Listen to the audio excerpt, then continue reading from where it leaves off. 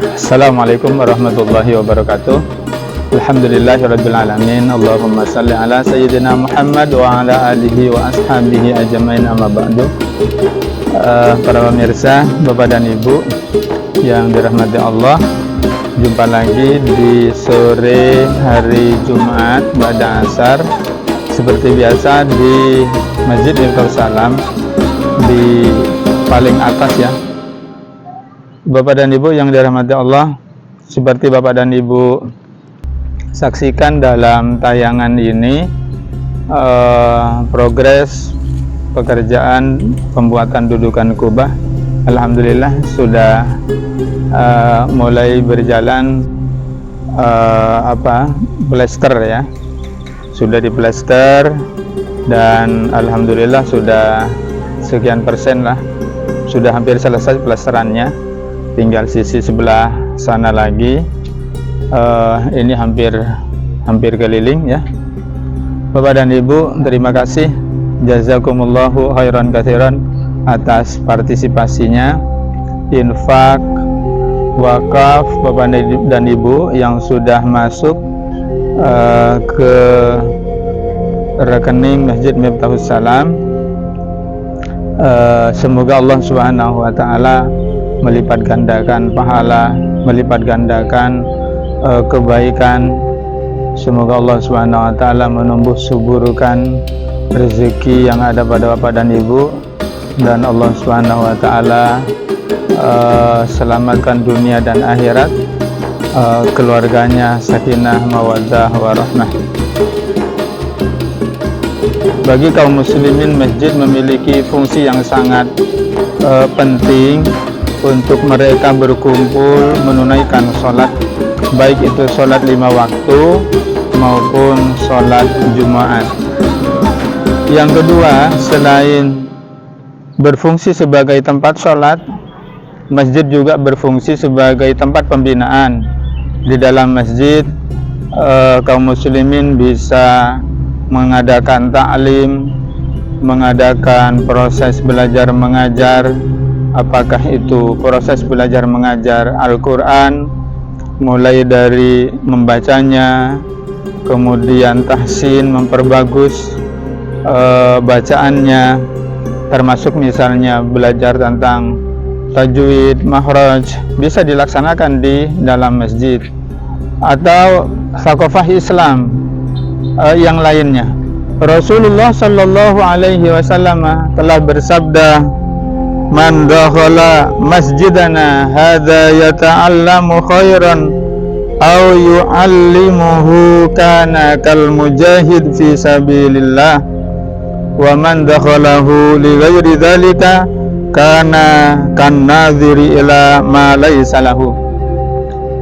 Beliau bersabda, barang siapa yang masuk ke dalam masjid kami ini kemudian ia belajar atau mengajarkan kebaikan, maka ia seperti mujahid di jalan Allah.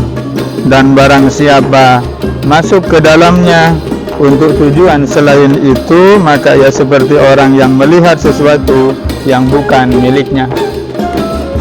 Berdasarkan hadis ini, maka ada keutamaan tersendiri masjid bagi kaum muslimin. Artinya masjid itu sebagai tempat belajar, dan ketika berada di dalam masjid untuk mengajar atau belajar kebaikan, ilmu, maka nilainya pahala yang sangat besar dari Allah Subhanahu wa taala, sampai-sampai beliau mengatakan seperti mujahid fisabilillah.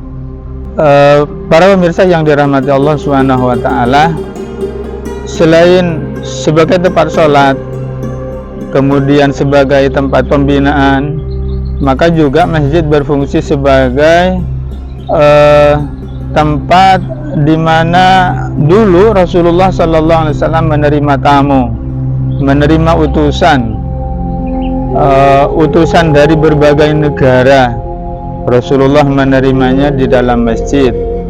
Bahkan juga masjid juga berfungsi sebagai tempat untuk mengatur urusan-urusan kaum muslimin yang lain, karena memang urusan-urusan kaum muslimin itu diatur oleh Rasulullah Sallallahu Alaihi Wasallam. Sesampainya beliau Rasulullah Sallallahu Alaihi Wasallam di Madinah, maka Rasulullah selain sebagai utusan Allah, Nabi dan Rasul, namun juga beliau berfungsi sebagai kepala negara yang mengatur urusan kaum muslimin. Pengaturan urusan kaum muslimin mulai dari masjid, diatur dari masjid. Bahkan Rasulullah Sallallahu Alaihi Wasallam merencanakan strategi dan segala macam juga mulai dari masjid. Karenanya masjid memiliki fungsi yang sangat penting bagi kaum muslimin. Memakmurkan masjid tentu merupakan hal yang utama bagi kaum muslimin. Kaum muslimin tidak bisa tidak, ya, melainkan dia harus memiliki masjid. Masjid yang representatif, masjid yang ketika dilaksanakan di sana berbagai kegiatan, mereka nyaman, mereka tenang, mereka enak, ya. Karenanya juga saya pernah membaca bahwa fungsi masjid juga bisa tempat istirahat, ya, bisa untuk bercengkerama juga, ya. Jadi terasnya, ya, bisa menambah keakraban di antara para jamaah, bahkan juga bisa untuk menjadi tempat istirahat bagi para musafir.